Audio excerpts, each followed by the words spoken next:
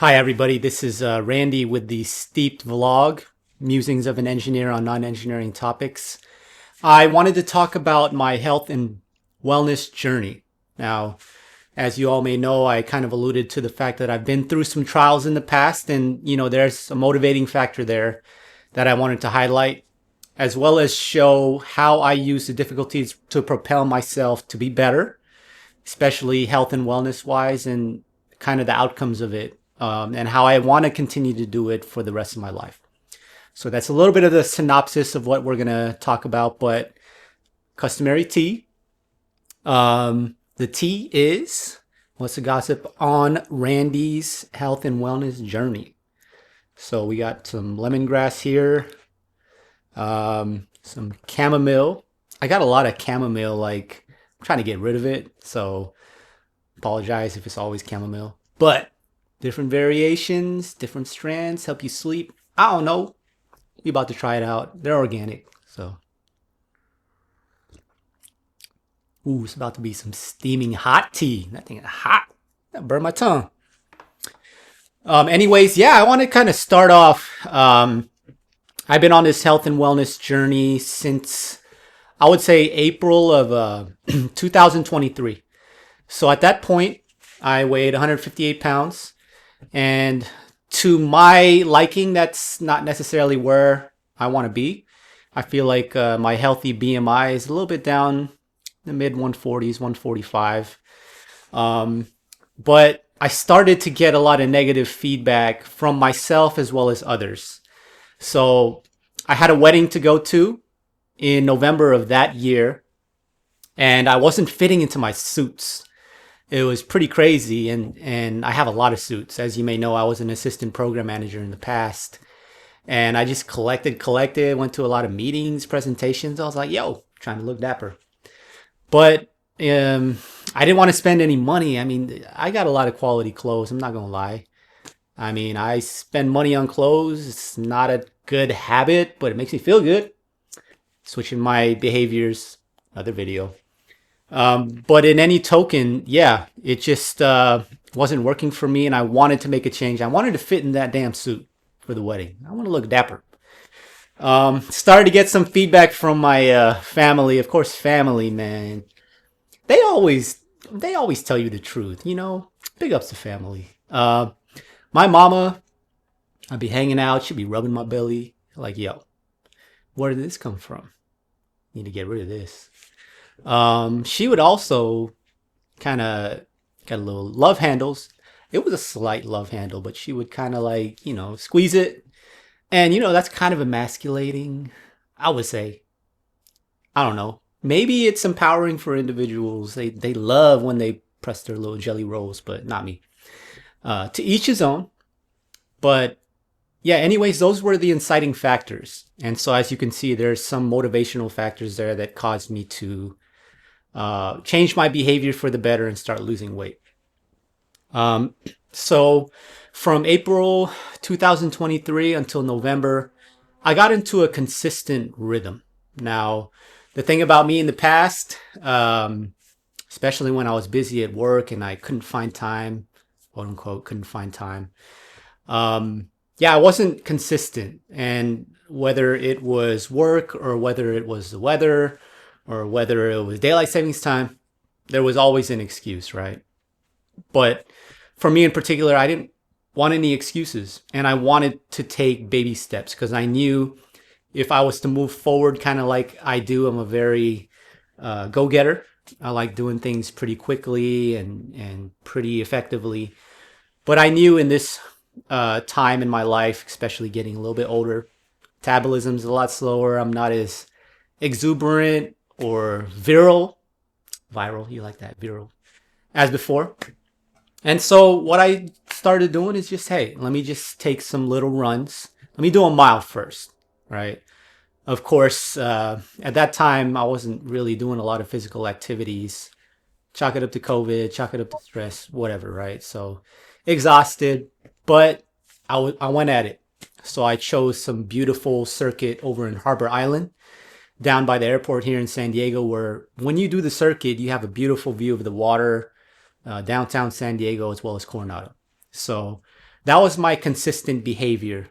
And I also used the slow progressions in order for me to kind of reach my goals. And my goal, was right then, back then I was doing 12-minute miles. But my goal was, hey, let's continue to lose the pounds. Let's continue to increase the endurance. Let's continue to increase the miles.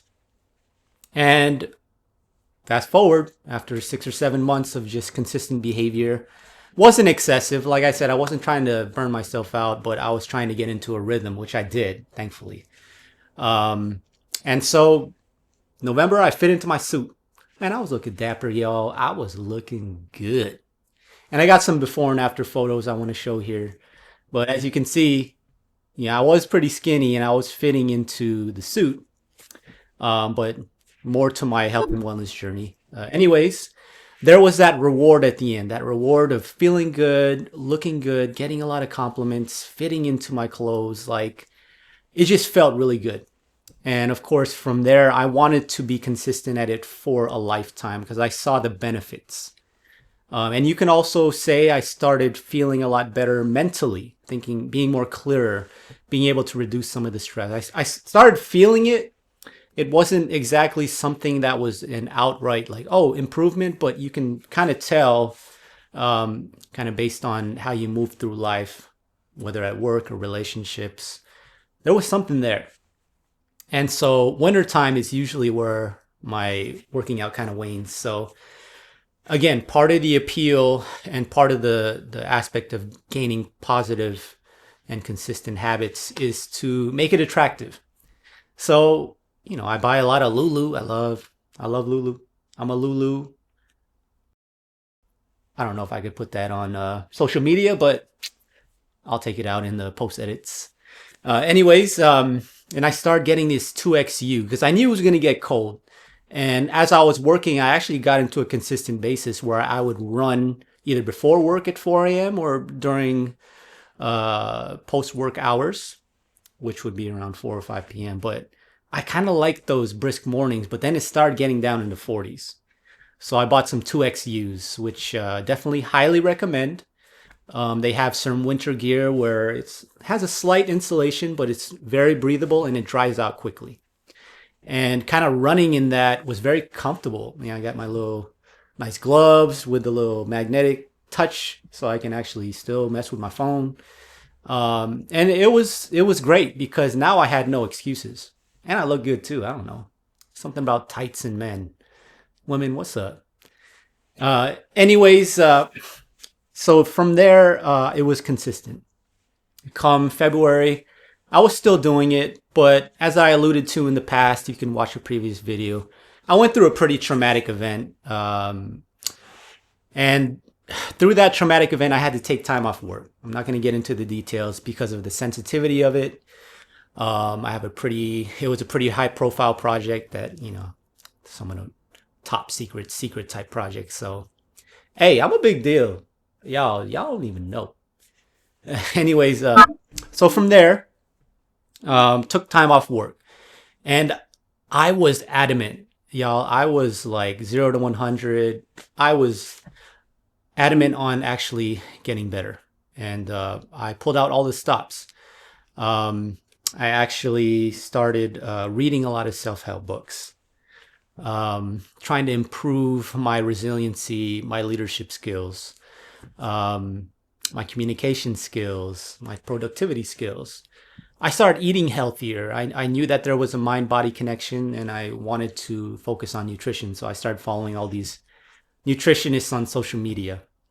Part of the attractive piece, I actually enrolled in like 3 different gyms for the sake of convenience because I didn't want to get to a situation where I had an excuse.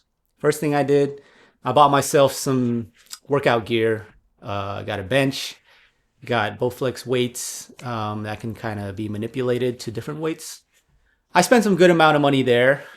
So if I'm busy at work or got telework in the future, I just pop into my room for like 30 minutes and work out. I got a 24-hour fitness membership. I got the gold membership where I could use it across the country. So let's say if I travel, there's no excuse. There's like a 24-hour fitness everywhere. I got this nice gym, balanced fitness gym, beautiful equipment, definitely state of the art. Got a little sauna. Y'all, they even got some eucalyptus towels. I'm telling you, it's like a sauna up in there, yo. I be having a good time. So then I also did that, and I also got into a running studio, which was a blessing. Actually, funny story. Uh, the owner of the studio actually was my neighbor when I lived in Little Italy in 2014. So it was kind of a crossing paths, happenstance type of thing. Oh, it's meant to be. Try out a class type deal. And I actually enjoyed it tremendously. And I've been consistent at it. And the biggest thing for me that's kind of helped with my progression is being in community, being surrounded with like minded people who have the goal of getting better, getting fit. And so, yeah, all those aspects really holistically allowed me to take it to the next level. So that started in February, and I needed to find a way to get back to health so I can come back in a healthy manner at work. And I was doing the hard work, y'all. And I'm telling you, I was hitting the weights. I was running consistently. I was eating healthy.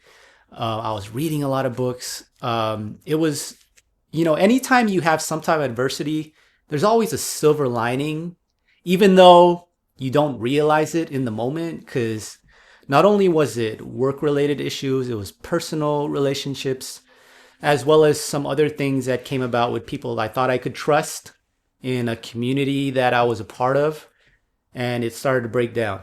And so there was a lot of trauma back then, and I started questioning life and questioning my goals and questioning whether I was going to continue on with government work or even engineering as a whole.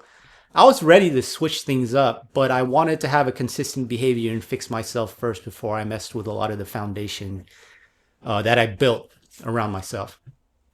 And yeah, fast forward to April or May. I get back into the workforce, and I learned a lot about first 90 days and kind of understanding the politics of the work, understanding the personalities, building a rapport, proving your intent. A lot of these things that I plan on talking about in the future, but I took it slow. My natural tendency is to go 0 to 100. Let's hit the ground running. I got solutions. I know what I need to do. This time I kind of pulled it back a little bit and just listened. And there's a lot of value in listening and a lot of value in ensuring that people know that they can trust you and that you have their best interest in mind. And it flourished. I mean, the consistent behavior of being healthy, having a clear mind, finding ways to de-stress, healthy ways to de-stress. I mean, it really was a game changer for me. And as I continued to slowly progress within the workplace in just being humble and understanding the whole project, once I actually found a point with my supervisor where I told him, hey, I've been a lead in the past. I think it's time for me to start leading in different types of situations because I feel I can help the project. So he pulled the reins off, and I kind of just went. And it wasn't like, boom, it was more like, all right, I'm going to lead this scrum. I'm going to lead all of these technical folks, provide ideas as what I can see based on my synthesis of information in the past. Then it was like, oh, cool. And then next thing you know, I start showing my technical acumen and how to improve a lot of processes and a lot of the different engineering models that we had come about. And I'm a quick thinker, and I absorb information and I'm able to interpret it. And they started noticing how fast I was, just a quick learner, because it's a big project. Once I moved forward about in a month, one of the sponsors on the project that we were on, kind of promoted me in a sense to where she saw the value that I was bringing to the table. And she single-handedly chose me, handpicked me to lead a group of contractors, prominent contractors within the industry, and kind of find a way to take the customer's requirements, all the particular capabilities that the Marines want, because it's a DoD project, and drive the project to success, ensuring that we have traceability and the end product is going to meet whatever the Marines want. As you know, things can deviate throughout the development life cycle of particular software and technologies, and we just have to be able to track it in a very succinct manner, in a very disciplined manner, and that's kind of the role that I took on. Granted, on the team that I was on, it was kind of a level playing field. I wasn't really the most senior person, but I think, and I can talk about this in the future, when you have leadership qualities, people notice. Sometimes people are thrust into leadership positions. They'll be a manager, or they'll be a supervisor. But some people are naturally promoted to where you garner people's attention, you gain their respect. There's just a natural leadership qualities that people gravitate towards. And I embody a lot of those, and it took a while, about 15 years of experiences and failures and being put into tough situations. But it was for the better. And a lot of these things I can talk about in the future. But as you can see, working out earlier on in 2023, I saw the reward of fitting into my suit and looking a little bit better. With the trauma, I started gaining muscle, and I started having a healthier view and perspective on life, in relationships, in work. I started doing a lot of self-development, self-work. I did the hard work, they like to call it the hard work, and I got promoted. And I started looking a lot healthier. I started feeling better. My mental state was better. I started going on good dates, I would say, maybe because of my communication skills, being a lot more personable, being in community, making that a priority in my life. Everything shifted. The mind-body connection, just getting moving and having the tenacity to get better first is what got me there. But it was the habitual aspects of making sure that I was consistent in my behavior to see results. It wasn't overnight, which is what I liked about this aspect of my life, but it was a mentality shift that I had, that I'm going to do this until I die type deal. And I didn't want to burn out. I've burned out so many times in the past. And I said, this is it. I came to an agreement with myself that this was it. And so one book I wanted to highlight, and I've been reading it recently, and I started to see the qualities that I employed relate to what's in the book. And the book is Atomic Habits by James Clear. I'm not going to get into a lot of it. I'll probably do a book review in the future, or maybe talk a little bit more about Atomic Habits. But as you can see in the caption, tiny changes, remarkable results. And one of the things I want to highlight is that there are 4 steps to actually having a habit come into your life. The first is there's going to be some type of cue, whether it's a social cue or something that you see within your life that needs a change. Then there's going to be some type of craving, something that makes you want to take action, insight that'll have you move and take action upon it. For instance, trying to fit into that suit, or for instance, not falling victim to the workplace environment and seeing it through, and just winning in life, and not letting things affect me, not letting other people win, especially those who want to see you fail. And then there's the response. I started working out. I started doing a lot of reading, self-help, therapy, etc., eating healthy. And then there's the reward. Leadership position, naturally fitting into my suit, looking better. And so those are some of the 4. You got the cue, you got the craving, you got the response, and you get the reward. And then there's a whole science behind how you can use those 4 steps and different laws, he likes to call them, to make it a consistent behavior, a consistent habit that works. I appreciate you guys listening to my story. I hope you were able to get insight into some different ways that you can improve on habits to have healthy choices, whether it's with regards to work or your physical health, your mental and emotional stability. But in the future, I'd like to talk a little bit more about Atomic Habits by James Clear and see how you can actually make tiny changes to get results. So that's kind of a future thing, but a lot of the practices that I've instituted align exactly what's in the book. And so I just thank you all for watching. I hope you all have a good day and peace.